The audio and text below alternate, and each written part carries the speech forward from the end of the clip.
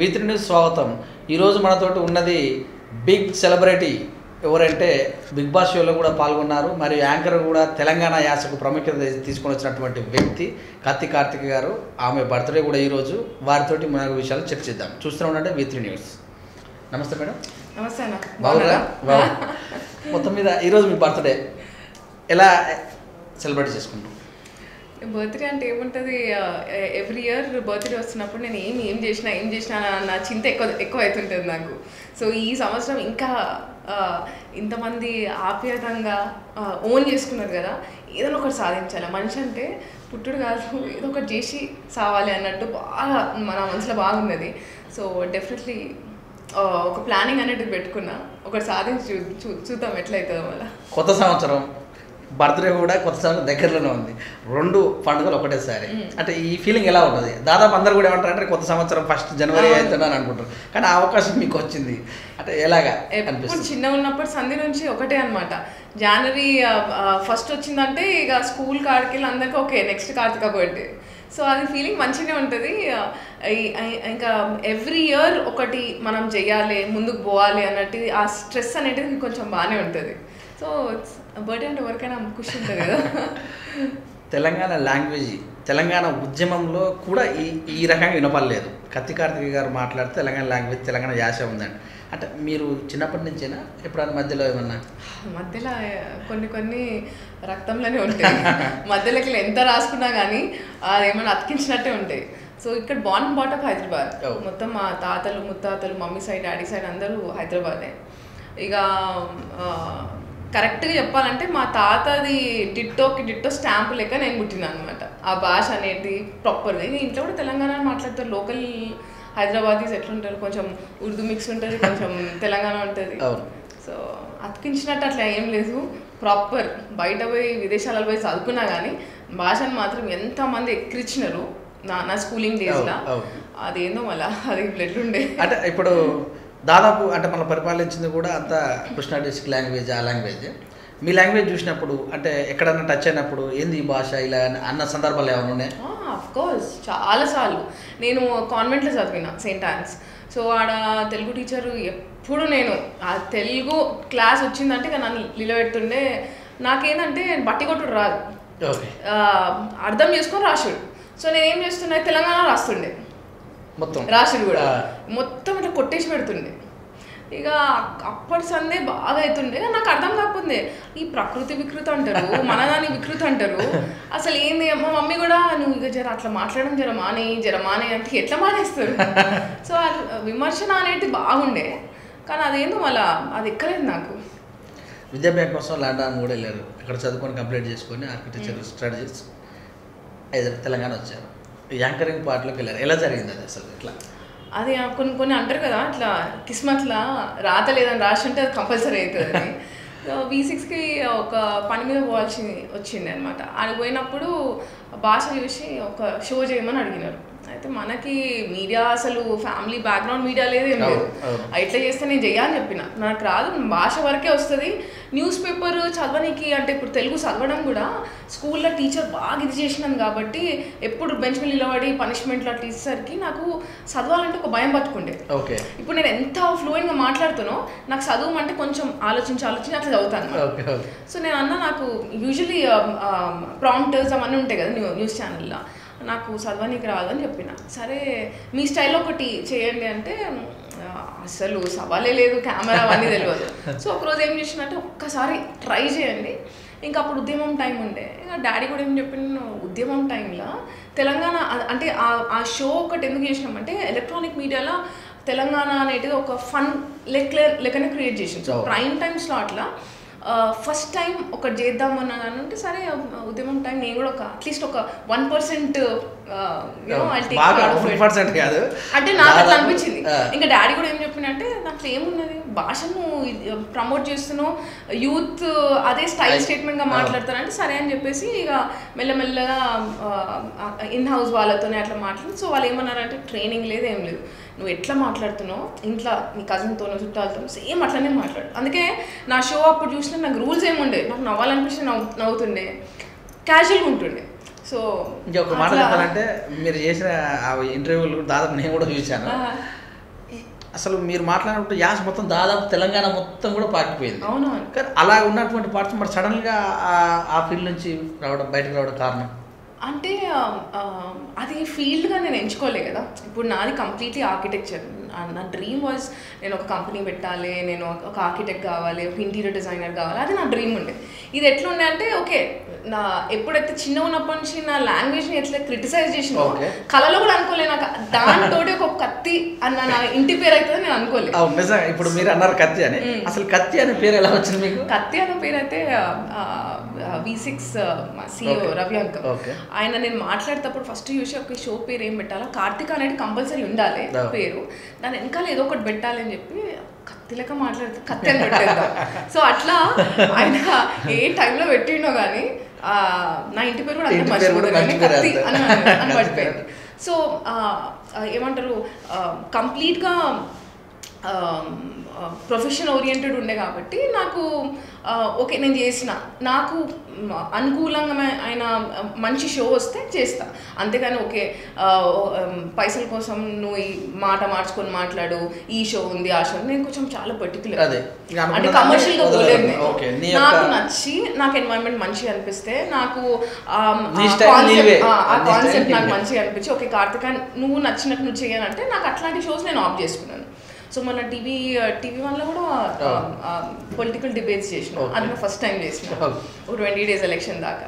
So అట్లా కొంచెం చూస్ చేసుకొని చేస్తా, ప్రొఫెషనల్ లెక్క తీసుకోలేదు. అయితే ఎంతో మందిని ఇంటర్వ్యూ చేశారు మీరు, వాళ్ళతో చేస్తున్నప్పుడు మాట్లాడే విధానం అది కూడా ఎక్కడన్నా మీకు ఇబ్బంది అనిపించింది? అస్సలు కాలే. అంటే నేను కూర్చున్నప్పుడు ఏమనుకుంటుండే అంటే ఎవరైతే ఏంది నేను ఒక ముచ్చట పెడుతున్నా ఇంట్లో, మా నాయనమ్మ మా పెద్దనాన్నతో మాట్లాడితే ఎట్లా మాట్లాడుతున్నా సేమ్ అట్లనే. సో ఎవరైతే గెస్ట్లు వచ్చేటోళ్ళు కూడా ఎట్లా అయిపోయిందంటే ఓకే కార్తిక అంటే ఏదో మెల్ల నవ్వుకుంటేనే ఏదో ఒకటి అడుగుతుంది, కానీ వాళ్ళు కూడా ప్రిపేర్ అయ్యేసి వస్తుండే. ఎంత పెద్దోళ్ళు కూర్చున్నా కానీ నాకు కూడా కంఫర్ట్ లెవెల్ ఇచ్చింది. సో అట్లా నాకు ఏం భయం కాలేదు. బేసికలీ నాకు కొంచెం ఎక్కువ పిరికిదాన్ని కాను, కొంచెం డేరింగ్ అండ్ డాషింగ్. అదే చాలా ఇంటర్వ్యూలో కూడా మీరు సై అని చెప్పారు, కానీ నాకు ఎక్కడ అనిపించలేదు. రెండోది ఎప్పుడు నవ్వుతూనే ఉంటారు, నేను ఏడుస్తాను బాగా ఏడుస్తాను అని కూడా చెప్పుకుంటూ వచ్చారు. అక్కడ ఎప్పుడు నవ్వుకుంటాను నేను ఆల్మోస్ట్ 10 times మనం మీట్ అయింది కూడా 10 times, అంటే మీరు అబ్జర్వ్ చేసారు లేదు, కానీ ఎప్పుడు చూసినా సేమ్ పేస్ సేమ్ వాల్యూ, ఎక్కడ కూడా అనిపించలేదు. అంటే బహుశా ఎక్కడ కానీ మరి ఎలా మెయింటైన్ చేస్తుంది అది? అంటే ఇప్పుడు ఎమోషన్స్ అనేటిది ఉంటుంది. ఇప్పుడు మనిషి ఎప్పుడు నవ్వుకుంటే ఎట్లుంటారు, మనిషి ఎప్పుడు ఏడ్చుకుంటేనే ఎట్లుంటారు, అంటే ఇట్స్ కాంబినేషన్. అంటే నాకు ఎట్లా అంటే చిన్నప్పుడు మా తాత అంటుండే, when I was like 3rd class ఉన్నప్పుడు మా తాత కూడా సిపిఐలో లీడర్ ఉండే. సో ఇంట్లో అందరూ ధర్మభిక్షం తాత ఇలా అందరూ వస్తుండే. సో నన్ను వాళ్ళు చిన్న ఉన్నప్పుడే $1 million స్మైల్ అని పిలుస్తుండే, ఎండి ఎండి ఎండి అని పిలుస్తుండే. సో అంటే మేబీ అప్పట్లో మా తాతలు ఆ నవ్వు ఇది ఆ నవ్వు మేబీ అది క్యారీ అయింది నాకు. సో మేబీ అదొక ప్లస్ పాయింట్. లోపల బాధ ఉన్నా కానీ ఆ బాధ కూడా ఒక నవ్వుతున్నాం. ఇప్పుడు అది కూడా ఇప్పుడు సాధారణ మంది ముఖం చూడగానే అప్పుడు అట్లా ఉంది ఇట్లా ఉంది అని అనుకుంటారు, కానీ నేను చూస్తే అలాంటి సిచ్యువేషన్ ఎక్కడ కూడా కానరాదు. మేబీ మంచినే కదా అది కావాలనుకో, కానీ జనాలు ఉన్నప్పుడు ఫర్ ఎగ్జాంపుల్ ఎవరైనా సరే ఎప్పుడు బాగుండే గిట్లా ఉంటారు, ఓసారి గిట్లా ఉంటుంది అన్నట్టు, కానీ ఈక్వల్గా మెయింటైన్ చేయడం కూడా ఒక art. End of the day ఒక్క పుట్టుక పుడతాను మంచిగా హ్యాపీగా నవ్వి. నేను నాది ఒకటే ఒక ఫండా అన్న, నేను ఎవరిని హర్ట్ చేయ, ఎవరైనా నన్ను హర్ట్ చేస్తే సప్పుచేగా దూరం వెళ్ళిపోతా. ఎందుకు మనకు పంచాయతీ, హ్యాపీగా నవ్వుకుండా కొన్ని ఉన్న రోజులు మంచిగా ఉండాలి, ఏమి ఎక్కువ ఆ దుష్మని పెట్టుకోకుండా ఉండాలి. That's how I live. మరి మీ చిన్న తాత గురించి విచారతాత ఇంటర్వ్యూ కూడా చేశారు, మన ఎలక్షన్లో కూడా తిరిగారు బాగా, అంటే రియల్గా రిలేషనా? పద్మనాభ తాత మా తాతకి చిన్న తమ్ముడు, అంటే ఫస్ట్ కజిన్. అంటే మా తాత వాళ్ళ డాడీ, పద్మనాభ తాత వాళ్ళ డాడీ ఓన్ బ్రదర్స్. సో మా ఇప్పుడు ఇంటర్వ్యూలో ఎట్లున్నదో ఇంకా దానికంటే కొంచెం ఒక లెవెల్ ఎక్కువనే ఉంటుంది అనమాట. ఇక తాత మనమరాలు ప్రాపర్ కాంబినేషన్ ఇద్దరిది. ఆయన తిడుతుంటాడు, నేను పడుతుంటా, ఇక అంటే ఒక రకమైన ఫన్ ఉంటుంది. సో ఇంకొకటి నాకు అంటే తాత కంటే నాకు ఎందుకు ఎక్కువ ఇష్టం అంటే ఆయన చాలా ఎంకరేజ్మెంట్ చేస్తాడు. అంటే ఒక మారల్ సపోర్ట్ ఉంటుంది చూడు, ఆ మారల్ సపోర్ట్ గట్టిగా ఇస్తాడు. కొంచెం నాకు ఎక్కడన్నా హైబత్ అయితే ఆయన దగ్గర పోయి కూర్చుంటారు, ఆ గల్లీలో రాకుండా ఆ బట్టల దుకాణంలో కూర్చొని మంచిగా పోయి ఒక నెల రోజులు పనిచేస్తుంది అనమాట. అంటే ఆ మారల్ సపోర్ట్ మనం ఎందుకు చేయగలుగుతాం, దేనికి భయపడాలి, తప్పు చేస్తే భయపడాలి, అట్లాంటి గట్టి సపోర్ట్ ఉంటుంది. అంటే ఫైనాన్షియల్గా ఎవరు హెల్ప్ చేయకపోయినా కానీ ఆ మారల్ సపోర్ట్ అనేది ఉంటుంది కదా, మస్తు బూస్టింగ్ ఇస్తుంది ఎవరికైనా. సో తాతది నాది ఆ కాంబినేషన్. అయితే మొత్తం మొన్న మీరు తిరిగారు, మొత్తం సికింద్రాబాద్ నియోజకవర్గం తిరిగారు, అది మీ తాతతోటి. ఎలా అనిపించింది? రాజకీయం వైపు రావాలనిపిస్తుందా? డెఫినెట్గా ఆయన చూసినప్పుడు ఒక ఫీల్ వస్తుంది. నేను ఎప్పుడు అంటుంటా, తాత నాకు నీ లెక్క కావాలని. ఎందుకంటే ఆయన చాలా ఇన్స్పైరింగ్ అనిపిస్తాడు. ఎందుకంటే ఆ చిన్న అంటే ఆ స్టేజెస్ చూసినాం కదా, ఎవ్వరు ఫ్యామిలీ సపోర్ట్ లేకుండా సొంతంగా నిలబడ్డాడు. అప్పుడప్పుడు నాకు కూడా చెప్తాడు, నువ్వు నా లెక్క నేనే, అంటే నీ ఓన్గా నిలబడినావు, నీ ఓన్గా నువ్వు పేరు తెచ్చుకున్నావు, ఎవ్వరు ఫ్యామిలీ సపోర్ట్ తీసుకోకుండా వాళ్ళని వీళ్ళని లింక్ చేయకుండా తెచ్చినావు. So I always look upon him. అంటే తాత లెక్క కావాలి. డెఫినెట్గా పొలిటికల్ ఏమైనా ఛాన్స్ వస్తే 100%. అంటే ఆయన నేను చాలా అబ్జర్వ్ చేసిన. సో ఆయన లెక్కనే ఇంకా స్ట్రెస్ ఎక్కువ ఉంటుంది. అరే మన్మరాలు అని ఒక ట్యాగ్ లైన్ బాగా పడిపోయింది. సో ఆయన ఎట్లా చేస్తుండో మొత్తం పబ్లిక్ సర్వీస్కి 100% చేయడానికి రెడీ ఉన్నా. మంగ్లీ గారు, మరి కవిత గారు బాగా మీ క్లోజ్, అంటే ఎప్పటి నుంచి ఎలా ఏర్పడింది? అంటే అంత క్లోజ్ ఏం కాదు. ఇప్పుడు కవితక్క ఇంటర్వ్యూ చేసినప్పుడు, అంటే కవితక్క ఇస్ అ వార్మ్ పర్సన్, ఎప్పుడు నవ్వుతూనే ఉంటుంది, అంటే సీరియస్గా ఉంటుంది. అంటే V6 ఉన్నప్పుడు ఉద్యమం టైం అప్పుడు ఇంటర్వ్యూ చేసిన, దాని తర్వాత మళ్ళీ రీసెంట్గా ఇంటర్వ్యూ చేసిన, ఎప్పుడు ఒక స్మైల్ ఫేస్ ఉంటుంది, పేరు మర్చిపోదు. కవితక్క ఎట్లున్నావు. Mangli is a sweet girl. ఇక చిన్నది అక్క అక్క అని పిలుచుకుంటా మంచిగా. అంటే మాది ఇద్దరిది కొంచెం ర్యాపో మంచిగా ఉంటుంది. కొంచెం దబాయించిన అక్క Mangli is a nice girl. మరి కవిత గారు ఎలక్షన్లోకి ఏమన్నా రాజకీయాల్లోకి రామని ఎప్పుడన్నా అన్నారా? ఇప్పటివరకు అయితే ఏం రాలేదు. వెయిట్ చేస్తున్నా, అక్క ఎప్పుడు అనిపిస్తుంది తప్పుని వెళ్ళిపోతా. కేటీఆర్ గారితో కేటీఆర్ నన్ను ఎప్పుడు కలవలేదు నేను. హరీష్ రావు గారు, హరీష్ నేను కలిసిన. ఉద్యమంలో మీ పాత్ర ఎంతవరకు ఉన్నది? ఉద్యమంలో పాత్ర ఒట్టి ఎలక్ట్రానిక్ మీడియాలో తెలంగాణ లాంగ్వేజ్ ని ప్రమోట్ చేయడం అది ఒక్కటే ఉండే. ఎందుకంటే అది Monday to Friday prime time 9:30 to 10:30. So ఆ మీడియా ఎలక్ట్రానిక్ మీడియాలోనే బాగా ఫోకస్ చేసాం అనమాట. సో అది కాలేజ్ ఫస్ట్ మేము అనుకున్నాం యూత్కి హిట్ కావాలి. సో ఆ కాలేజ్ వాళ్ళకి హిట్ అయిపోయింది. అరే కార్తిక మాట్లాడుతూ మనం ఎందుకు అట్లా అనేది భాష అనేది వచ్చింది. సో నాకు చాలు, అంటే ఉద్యమంలో ఎంత నెక్స్ట్ లెవెల్ ఇది చేసినారో నేను ఒక 1% ఇచ్చిన చాలు. I was part of Telangana ఉద్యమం. కవిత అంటే బతుకమ్మ, ఈ కత్తికార్తిక అంటే ఈ లాంగ్వేజ్, అరే ఇంద్రబాయ్ ఈ లాంగ్వేజ్ అని. రెండోది, మీరు మీ యొక్క ఎలక్ట్రానిక్ మీడియాలో పనిచేయడం వల్ల బిగ్ బాస్ కూడా సెలెక్షన్ అయ్యారు. అప్పుడు ఎలా అనిపించింది సెలెక్షన్ అయినా? అంటే అన్న ఇదైతే మళ్ళీ చెప్తున్నా కదా, కిస్మత్ల రాశి. V6 నాకు ఎట్లా అయిందో బిగ్ బాస్ కూడా అట్లనే. తెలంగాణ నుంచి ఓన్లీ 1% అయితే సో ఇది ఎట్లా అయిందంటే, జస్ట్ నేను ఆఫీస్ తీసుకున్నా బిగ్ బాస్ షోకి ఎగ్జాక్ట్ 1 వీక్ నాకు కాల్ వచ్చింది. 1 వీక్ ముందు కాల్ వచ్చినప్పుడు ఇక పోయేసరికి వాళ్ళు ఇట్లా, నేను అప్పుడే అన్నా అసలు ఇంతకుముందు నేను యూట్యూబ్లో చూసిన ఎవరెవరు పెద్ద పెద్ద స్టార్స్ వస్తున్నారు, తారకన్నా పోస్ట్ చేస్తున్నారు అని నేను కూడా ఒక కామన్ మ్యాన్ లెక్క నేను కూడా బాగా ఇంక్విజిటివ్ ఉండే. వాళ్ళు పిలిచి నేను తీసుకుందాం అనుకుంటున్నాను. నేను డైరెక్ట్ ఒక్కటే సూటిగా అడిగేసిన, అంటే ఎవరు అందరూ ఆనందం అవుతారేమో అని నేను డైరెక్ట్గా అసలు నన్ను ఎందుకు తీసుకుంటున్నారు, నేను ఫీడ్ అవుట్ అయిపోయినా. పీపుల్ అసలు రికగ్నైజ్ చేస్తారో లేదో కూడా నాకు తెలియదు. అప్పటికి 4 years గ్యాప్ వచ్చింది. దాని తర్వాత నేను కొంచెం ఏమంటారు ఎక్స్పోజింగ్ అలాంటిది చెయ్యను. నేను కొంచెం ఒక నెక్స్ట్ డోర్ అమ్మాయి లెక్క ఉంటాను. ఆ ప్లాట్ఫామ్ నాకు ఇస్తున్నాడు, దేనికి ఇస్తున్నాడు నాకు ఒకటే చెప్తాను, మీ యాటిట్యూడ్ ఏదైతే ఉందో మాకు అది నచ్చింది, మీ షోస్ చూసినాము అక్కడ మాకు నచ్చింది, వీ వాంట్ యువర్ అనగానే నేను ఆఫీస్ తీసుకున్నాను. కొంచెం కష్టమేమో అంటే, ఫస్ట్ మీరు రండి తర్వాత మీరు చూడండి ఎట్లుంటుంది అనగానే సరే అని చెప్పేసి అట్లా ఏమంటారు, అది కూడా ఒక కిస్మత్, నెక్స్ట్ లెవెల్ సాధించింది. బాగా పేరు వచ్చింది, గెలిచారా ఎలిమినేషన్ అయ్యారా, తర్వాత పేరు మాత్రం బాగా వచ్చింది, పేరు మంచిగా వచ్చింది. ప్లస్ 2 రాష్ట్రాలలో రికగ్నిషన్, అప్పటివరకు తెలంగాణలో తెలుస్తుంది, ఇప్పుడు ఆంధ్ర సైడ్ కూడా తెలుసు. ఇంకా వాళ్ళు కూడా నా language the started loving it. ఒక్కటి చెప్తానన్న, బేసికల్గా ఎవ్వరు నేను నచ్చాలన్నా కానీ మనస్తత్వం మంచిగా ఉంటే, ఇప్పుడు మీరు వచ్చిన అన్న బాగున్నావా జరా తిను అది ఉంటుంది చూడు, అది ఎవరికైనా. ఇంకా మన తెలంగాణలో కొంచెం ఆప్యాయత కొంచెం ఎక్కువ, చాలా చాలా ఆ విషయంలో. సో మేబీ ఇప్పుడు బిగ్ బాస్ షో ద్వారా మీకు వచ్చినట్టు అనుభవం మీకు ఎలా అనిపించింది? అనుభవం అంటే అన్న లైఫ్లో ఎంత నెక్స్ట్ లెవెల్ కష్టాలు ఉన్నా కానీ అంటే నా లైఫ్లో చాలా అప్స్ అండ్ డౌన్స్ ఉన్నాయి. I gone through it. So big బాస్లో ఇట్ వాజ్ ద సేమ్. అంటే తెలియని వాళ్ళు ఇప్పుడు దాంట్లో ఇండస్ట్రీలో కూడా నాకు చాలామంది తెలియదు, ఎందుకంటే మనం ఇండస్ట్రీ కాదు కాబట్టి.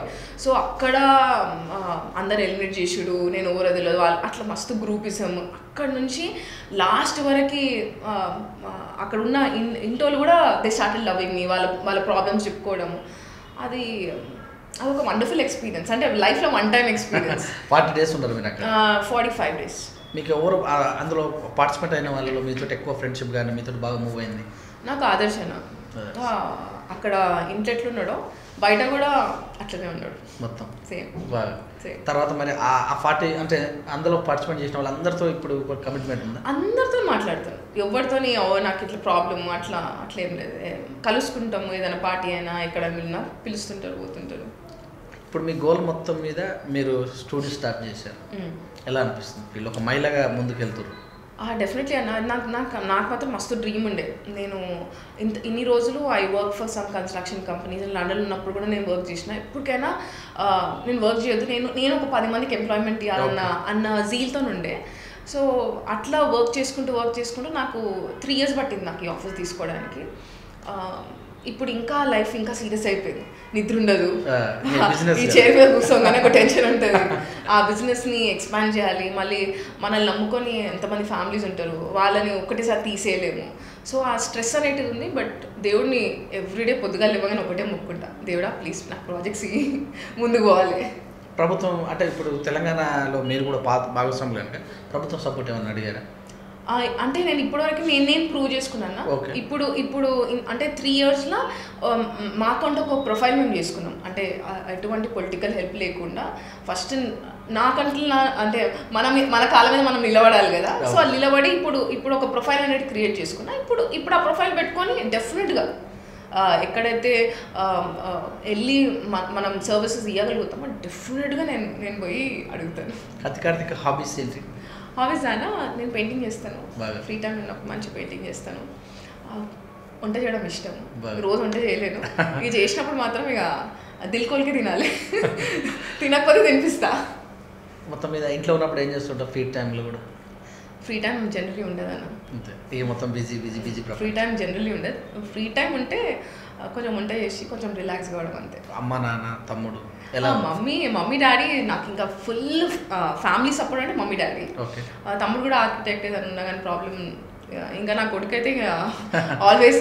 మరి ఇప్పుడు అమ్మ నాన్నతో బాగా ఎంజాయ్. ఇప్పుడు బాబుతో ఎలా ఉంటారు మీరు? వాడా ఇక నాకు దేవుడు ఇచ్చిన ఒక బొమ్మ.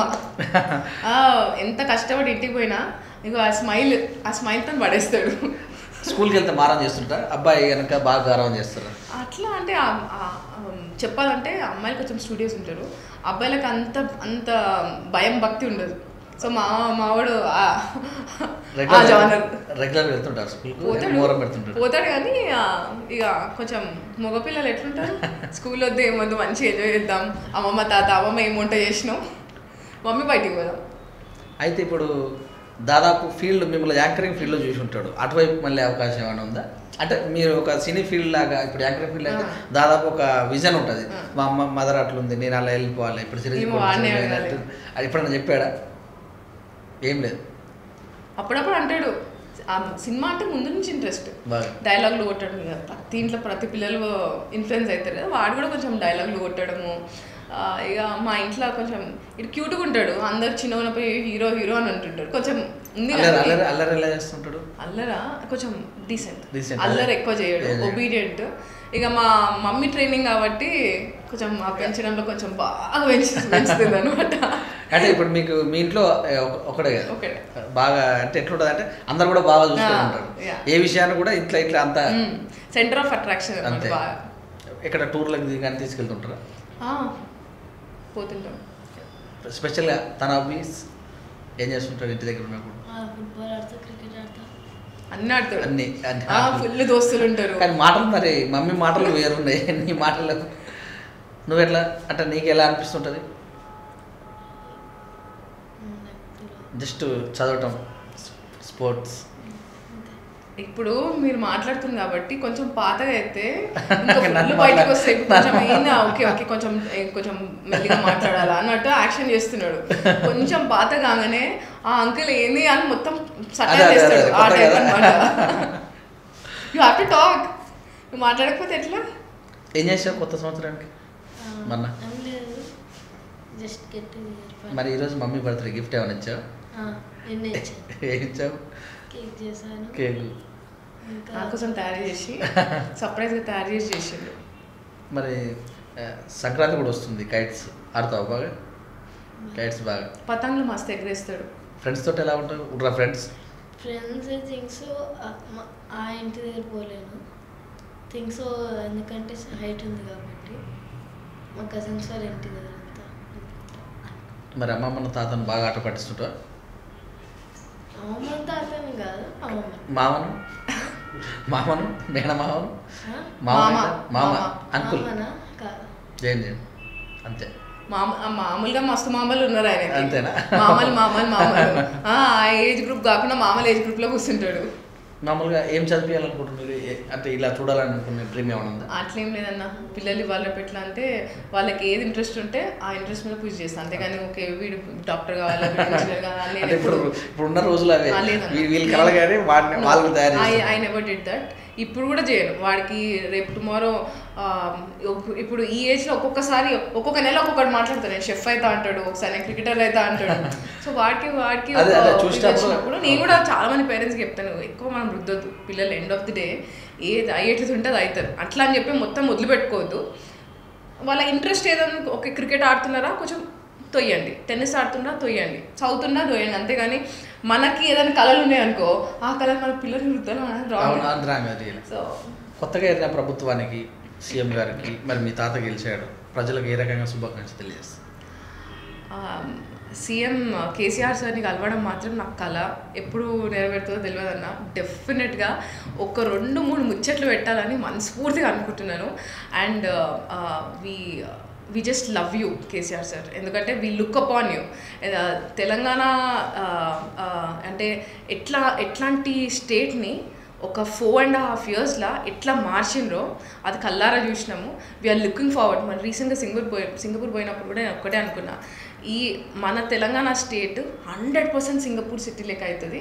అది మన కేసీఆర్ సరే చేస్తాడని అనుకుంటుండే. అందులో లోపల నుంచి అది బాగా కొట్టొస్తున్నది. సో డెఫినెట్గా కేసీఆర్ సార్ మేమందరం సపోర్ట్ చేస్తాము పక్కా. ఎందుకంటే ఆయన చూస్తే ఒక పెద్ద ఫీలింగ్ వస్తుంది.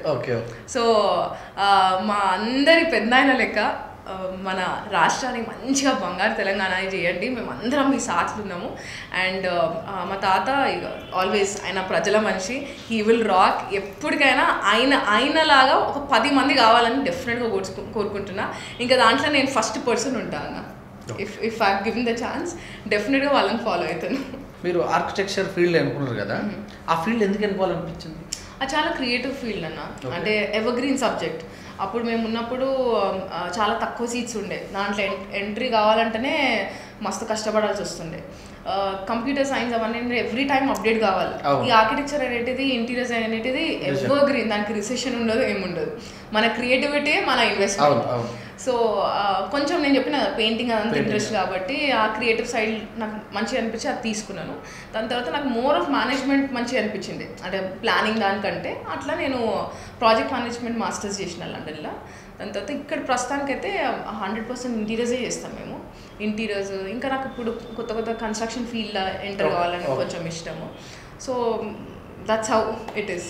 సో డెఫినెట్గా కన్స్ట్రక్షన్ ప్రాజెక్ట్స్ వస్తే చేద్దామని అనుకుంటున్నాను. అట్ ది సేమ్ టైం ఇంకా ఇంటీరియర్స్ విల్లాసే కానీ, ఫ్లాట్సే కానీ, రెస్టారెంట్స్, కమర్షియల్ ప్రాజెక్ట్స్ కూడా ఇంటీరియర్స్ చేస్తాం. అంటే ఎలా ముందుకెళ్తారు ఈ విషయంలో? మీకున్నటువంటి స్పెషల్ ప్లాన్స్ అంటే క్లయింట్ ఇది ఎట్లా ఉంటుంది అంటే అన్న, ఇట్ ఈస్ ఇప్పుడు మీకు చేసిన ఇల్లు మీలో మంచిగా వస్తే మీరు 10 మందికి చెప్తారు. అవును. అంతేగాని మనం ఏదో పోయి మార్కెటింగ్ చేసుకోలేదు. నా వర్క్ ఏదైతే ఉందో ఆ వర్కే నాకు మళ్ళీ ఇంకొక వర్క్ తెచ్చిస్తుంది. సో డెఫినెట్లీ గవర్నమెంట్ నుంచి కూడా కొంచెం ఎంకరేజ్మెంట్ ఉంటే బాగుంటుంది. నేను చెప్పినట్టు ఇప్పుడు ఒక ప్రొఫైల్ అంటే నేను క్రియేట్ చేసుకున్నా. డెఫినెట్గా ఈ టర్మ్ మాత్రం వీలైతే కేటీఆర్ అన్న దగ్గరికి పోయి ఒకసారి మా వర్క్ చూపించి తీసుకుందాం కంపల్సరీ. డెఫినెట్లీ. అంటే ఐ నో ఉమెన్కి చాలా ఎంకరేజ్మెంట్ చేస్తారు. సో ఆన్ దాట్ బిహాఫ్ మేము డెలివర్ కూడా చేసే అంత కెపాసిటీ ఉంది కాబట్టి, ఎందుకంటే మనకి ఏం లేనప్పుడు పోయి అడగడం వేస్ట్. ఒక ప్రాపర్ సాలిడ్ వర్క్ ఉంది కాబట్టి డెఫినెట్గా I'm looking forward to meet KTR అన్న. రామనం కలిసి ఒకసారి చూపించి, అంటే మీ తాత ఉన్నారు కదా, మీ తాత అన్న ఎంతనైనా ఎవరున్నా కానీ మన సెల్ఫ్ కంపల్సరీ మనకు ఉండాలి. So definitely I'm looking forward. సినిమాలో అవకాశాలు ఏమన్నా? సినిమాలు నేను చేయను అన్న. అంటే ఎవరైనా వచ్చారా మీ దగ్గర? మస్తు బిగ్ బాస్ V6 ఉన్నప్పుడు వచ్చినాయి, దాని తర్వాత బిగ్ బాస్కి వెళ్ళి వచ్చినాక కూడా వచ్చినాయి తెలంగాణ క్యారెక్టర్స్ అని, లక్ష్మీదేవి క్యారెక్టర్స్. అంటే సినిమాలు చెయ్యాలనేసరికి ఒక పర్టికులర్ క్యారెక్టర్స్తో వచ్చినారు. కానీ ఎందుకో నా సినిమా మనకి ఎక్కడ. అయితే ఇప్పుడు మీరు టీవీలో కానొచ్చారు, సడన్గా ఇప్పుడు బిజినెస్ పార్ట్కి వెళ్ళిపోతే మరి టీవీ ఫీల్డ్ అనేది పోతుంది. అంటే మీకున్నటువంటి క్రేజ్, అంటే టీవీలో కానొస్తే ఒక రకమైన క్రేజ్ సచిన్ అన్న అట్లుండదు. అంటే ఇప్పుడు జనాలకి అంటే వ్యూవర్స్కి కానీ వీళ్ళకి ఏదైనా నచ్చింది అనుకో వాళ్ళు మర్చిపోరు. V6 కి బిగ్ బాస్ కి 4 years గ్యాప్ ఉండే, బట్ స్టిల్ దే లైక్ మీ. అట్లా అని చెప్పి అంటే ఫాలో కొద్ది ఇప్పుడు సచిన్ ఆడుతున్నంత సేపు ఒక క్రేజ్. కరెక్ట్ అన్న. కానీ నాకు నచ్చినట్టు ఏదన్నా వస్తే కానీ నేను చేయలేదు. నాకు ఇష్టం లేకుండా ఏదో ఇంకా జనాలకి కనిపించాలి, నేను ఫేమ్ ఉండాలి, I'm not that kind of person. నాకు ఒక కాన్సెప్ట్ మంచిగా అనిపించి అది కొంచెం సోషల్ ఓరియంటెడ్ ఉంటే నేను డెఫినెట్గా రోజంతా టీవీలో కనిపించడానికి రెడీ ఉన్నా. కానీ ఏదో మనం కనిపించాలి, జనాలు మర్చిపోతారు, నేను నా ఫేమ్ పోతుంది వద్దు. అంటే ముఖ్య ఉద్దేశం మాత్రం మీరు బిజినెస్ డెఫినెట్గా నాకు టీవీ కూడా వదిలిపెట్టాలని లేదు. కానీ మనం అనుకున్న ప్రాజెక్ట్స్ రావు కదన్న, ఒకళ్ళు వస్తే డెఫినెట్గా చేస్తాను. ఇంట్లో కోఆపరేషన్ ఎలా ఉంది? అమ్మ నాన్న మమ్మీ డాడీ నేను చెప్పినా కదా నా పిల్లర్స్, వాళ్ళది 100% కోఆపరేషన్ ఉంటుంది. ఇంకా మమ్మీ డాడీ కాకుండా కజిన్సే కానీ వీళ్ళందరూ. సో నాకు ఎక్కువ ఇంటి టెన్షన్ ఉండదు. ఒకవేళ నేను వర్క్ చేసుకున్నా కానీ ఇల్లు చూసుకోవడానికి మమ్మీ డాడీ వీళ్ళందరూ నాకు మంచి స్ట్రాంగ్ ఫ్యామిలీ బేస్ ఉంది కాబట్టి నాకు అటువంటి ప్రాబ్లం ఏమి రాలేదు. బాబాయిలు వాళ్ళు అందరూ కాకులు అందరూ ఫుల్ మా పెద్ద ఫ్యామిలీ. సో నాకు ఫ్యామిలీ తరఫు నుంచి ఎప్పుడు ప్రాబ్లం లేదు. అందుకే మేబీ నేను రెండు బ్యాలెన్స్ చేస్తున్నా అంటే ఫ్యామిలీ సపోర్ట్ లేకపోతే ఎవరైనా ఏం చేయలేరు అన్న. నమస్తే. ఓకే అండి, ఇచ్చి మా V3 న్యూస్కు మీ యొక్క విశ్లేషణ చేసినందుకు మీకు ధన్యవాదాలు. Very very happy new year. ఈ 2019 మీరు ఇంకా సక్సెస్ఫుల్ కావాలి, V3 ఛానల్ ఇంకా నెక్స్ట్ లెవెల్ పోవాలి. Thank you very much. ఇదండి మరి నా యొక్క యాస తెలంగాణ ప్రభుత్వం ప్రజలు అందరూ గుర్తించడం వల్ల నాకు చాలా సంతోషంగా ఉందండి.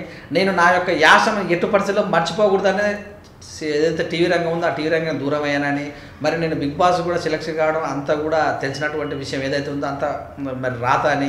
ఇంకా చూసినట్టయితే నేను ప్రజెంటు ఒక స్టూడియో నడిపిస్తున్నానండి, అది కూడా బాగా నడుస్తున్నానండి. నాకు ఫ్యామిలీ సపోర్ట్ బాగా ఉందని, మా తాతగారిని గెలిపించుకోవడం చాలా సంతోషంగా ఉందని, కేసీఆర్ బంగారు తెలంగాణ కలలుగంటున్నానని అది కూడా నాకు చాలా ఇంట్రెస్ట్ ఉందని కార్తీక్ గారు V3 న్యూస్కు తెలియజేశారు. చూస్తున్నాండి కెమెరామాన్తో మీ సురేష్ దండ్.